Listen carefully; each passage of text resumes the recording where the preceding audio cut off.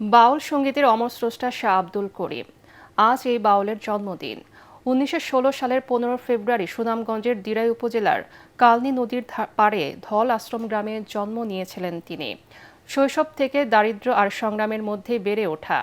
একতারা ছিল তার নিত্য সঙ্গী, আর গান ছিল জীবনের ভাষা। সহকর্মী পঙ্কজদের রিপোর্ট জানাচ্ছেন আশিকুর রহমান। মাটির পিঞ্জিরায় সোনার ময়না রে, তোমারে পশিলাম কত আদরে। শাহ আব্দুল করিমের গান শুধু সুরে বাঁধা নয়, এক জীবন দর্শন।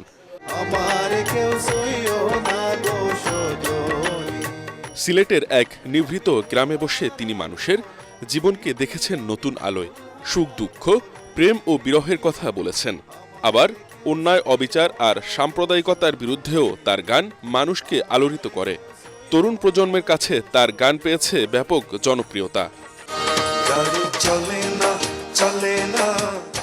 কৃষিকাজ ছিল জীবিকা, কিন্তু গানই ছিল শাহ আব্দুল করিমের সারা জীবনের সাধনা। তার জন্ম ও মৃত্যুদিনে ভক্ত ও বাউল সাধকদের ভিড় জমে যায়। সবাই গান গেয়ে ভক্তি জানায় এই সুরের সাধককে। অসংখ্য কালজয়ী গান লিখেছেন তিনি, দিয়েছেন সুর।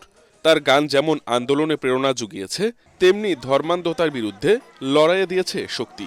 দূর দূরান্ত মানুষ আইলে তো কোনো কিছু আমরা দিয়ে দেওয়ার মতো কিছু আমরা সাহায্য নাই, কারণ এক দুইটা গানই আমরা যা আছে অতটুকুই আমরা ওপেন করেও নেই, এক দুইটা গান যা পাই।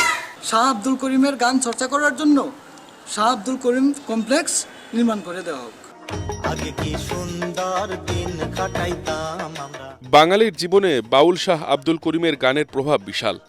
গান লিখেছেন ১৬ শতাধিক, পেয়েছেন ২১ পদক। তাকে নিয়ে তৈরি হয়েছে প্রামাণ্যচিত্র। তার জীবন নিয়ে লেখা হয়েছে উপন্যাস। ২০০৯ সালের ১২ই সেপ্টেম্বর ৯৩ বছর বয়সে পাড়ি জমান না ফেরার দেশে।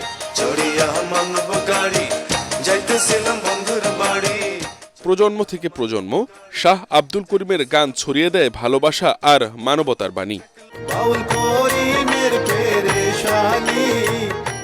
Bureau report, ATN Bangla.